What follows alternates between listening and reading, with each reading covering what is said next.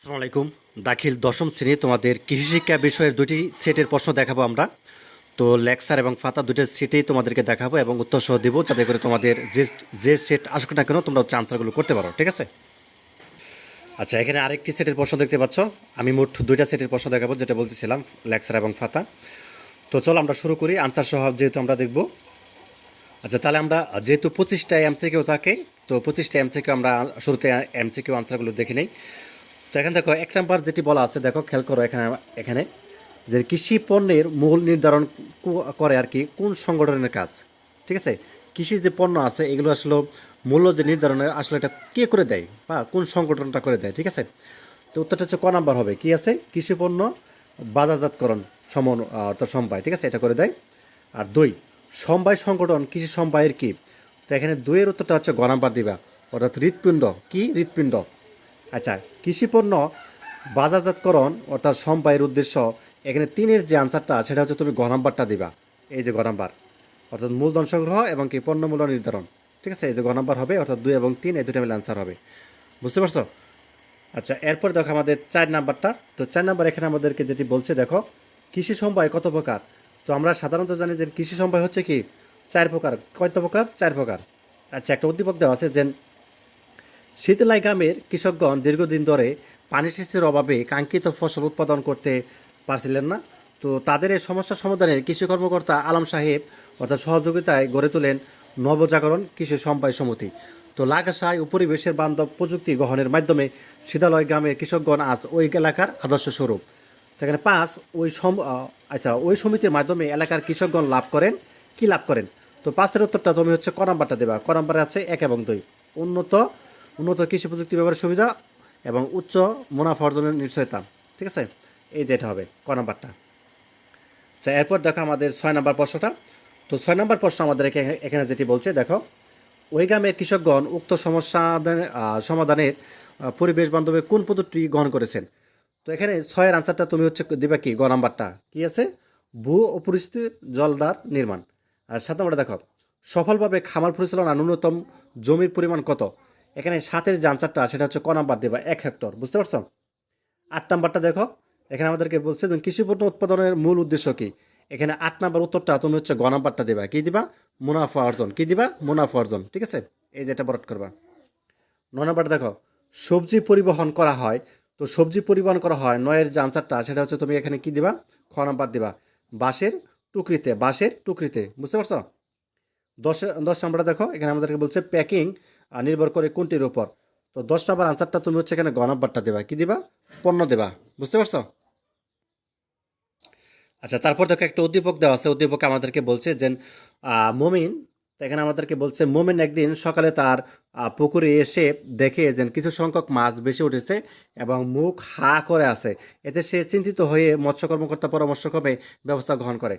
তো মৎস্য কর্মকর্তা মমিনকে কি পরামর্শ দিলেন?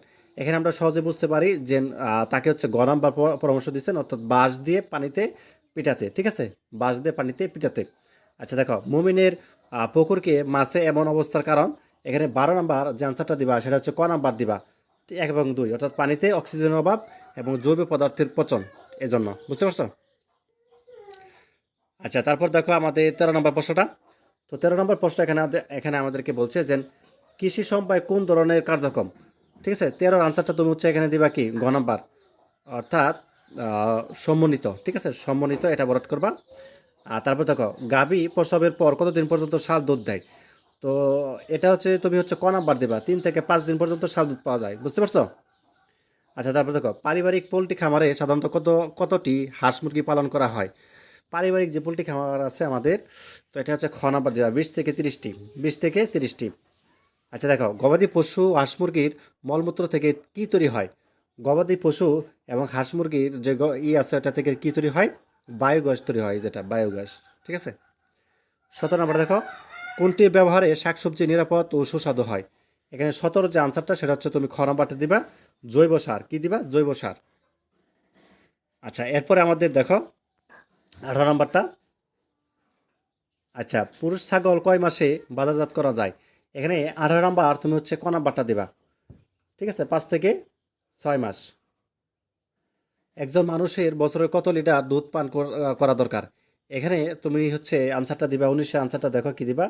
19 নম্বর আনসারটা তুমি এখানে গ নাম্বারটা দিবা। ঠিক আছে, 90 বা 100 লিটার। এরপর দেখো দুধ পাস্তরীকরণের সুবিধা, এখানে 20-এর যে আনসারটা সেটা হচ্ছে তুমি এখানে খ নাম্বার দিবা 1 এবং 2, সরি 1 এবং 3 হবে, এই যে 1 এবং 3, ঠিক আছে। অর্থাৎ এনজাইম নষ্ট হয়ে যায়, ভিটামিন নষ্ট হয়ে যায়। আচ্ছা 21 নাম্বার এখানে একটা দেওয়া আছে, তো 21-এর আনসারটা তুমি হচ্ছে দিয়ে দিবা, এখানে তুমি ক নাম্বারটা দিয়ে দিবা, ঠিক আছে, দৌড়াদৌড়ি। আচ্ছা একটা উদ্দীপক দেওয়া আছে দেখো, মহিউল সাহেব একটি গাভীর খামার আছে এবং খামারটিতে 5টি গাভী প্রস্রাব করায় বাছুরের জন্য অতিরিক্ত জায়গা প্রয়োজন হয়। একটি নতুন ঘর তৈরি করে সিদ্ধান্ত নেন। উদ্দীপকে উল্লিখিত বাছুরের জন্য কত বর্গফুট জায়গা প্রয়োজন?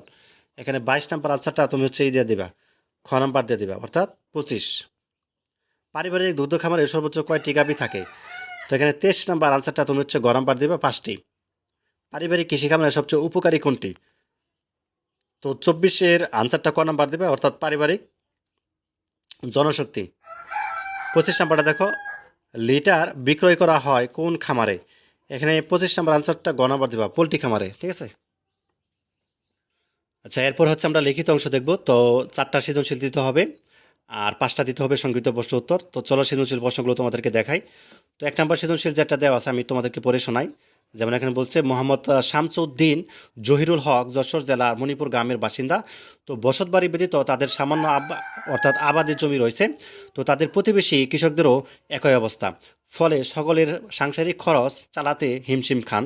তো যুব উন্নয়ন কর্মীর পরামর্শে মোহাম্মদ শামসুদ্দিনের নেতৃত্বে উক্ত খামারের কৃষকরা সমবায় সমিতি গঠন করে কৃষি ঋণ পাওয়ার জন্য প্রয়োজনীয় কার্যক্রম গ্রহণ করলেন। অপরদিকে জহিরুল হকের নেতৃত্বে সমবায়ের মাধ্যমে অর্থাৎ ফুল নার্সারি স্থাপন করে বিভিন্ন কাজে সবাই নিয়োজিত হয়ে গেলেন। এতে অল্প সময়ে তারা আয়ের মুখ দেখতে পেলেন। ক, কৃষি সমবায় কাকে বলে? খ দিবা, সমবায় ব্যবস্থা কিভাবে অপরকে সক্রিয় হতে শেখায়, ব্যাখ্যা করো। এবার দেখো গ নাম্বার, শামসুদ্দিনের গৃহীত কার্যক্রমের অর্থাৎ ধারা ব্যাখ্যা করো। গ নাম্বার, উদ্দীপকে উল্লিখিত অঞ্চলে কৃষকদের আয় বৃদ্ধিতে জহিরুল হকের নেতৃত্বে যথার্থ মূল্যায়ন করো। 2 নম্বরটা দেখো, আব্দুল হামিদ উত্তরবঙ্গের রানীগঞ্জ এলাকার কৃষক। সে সমবায়ের অর্থাৎ ভিত্তিকে কৃষিকাজ করে। তো সমবায়ের প্রশিক্ষণ সে জেনেছে ঋণ পাওয়া যায়।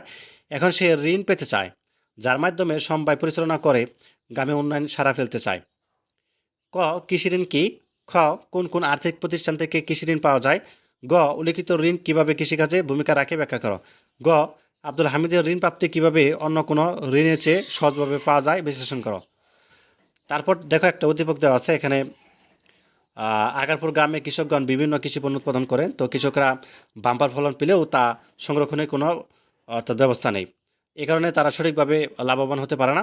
এ বিষয়ে কৃষি কর্মকর্তা পরামর্শ নেন।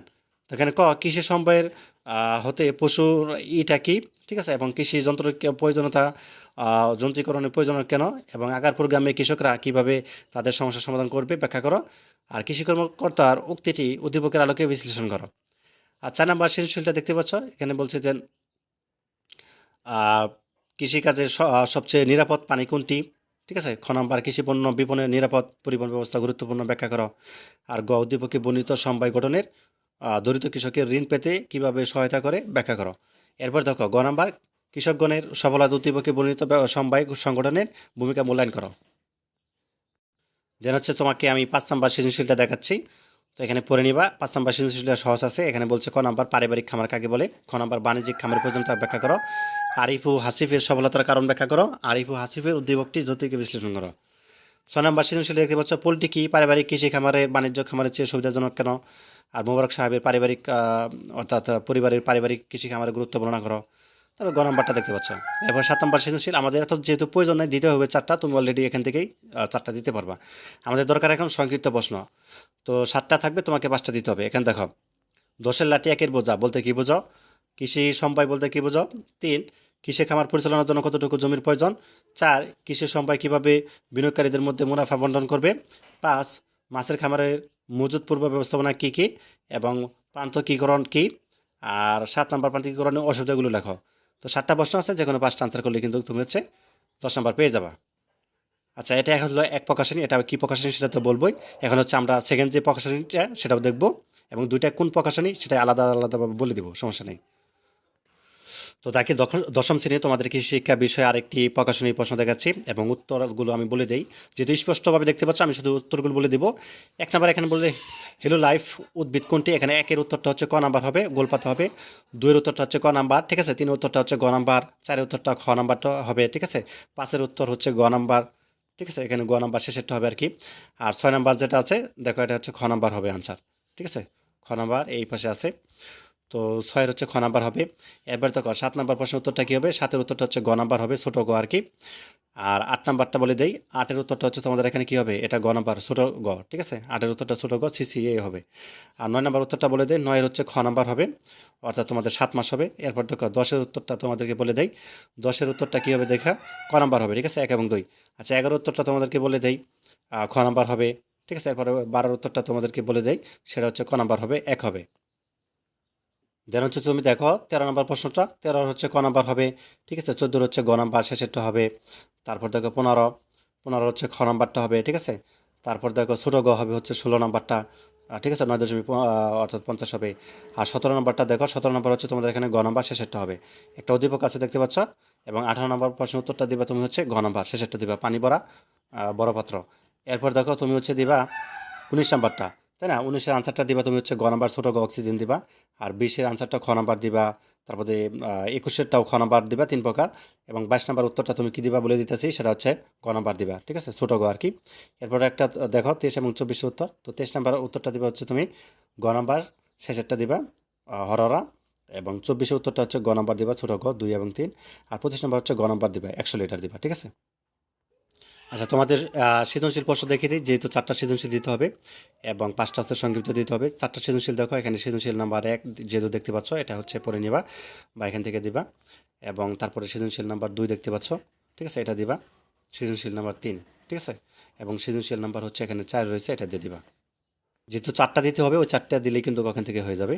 আর এরপর যেহেতু সংক্ষিপ্ত প্রশ্ন রয়েছে, এখান থেকে দেখে নিবা, ঠিক আছে। সংক্ষিপ্ত প্রশ্ন আছে 7টা, এখান থেকে যে কোনো এটা দিবা, 5টা দিবা, 10 নাম্বার।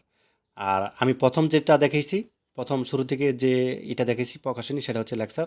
আর এখন যেটা দেখালাম, এই মুহূর্তে যেটা দেখালাম আর কি, ঠিক আছে, যে এমসিকিউ সহ যে সৃজনশীল দেখালাম বা দেখালাম, এটা হচ্ছে ফাতা, বুঝতে পারছো। ধন্যবাদ সবাইকে।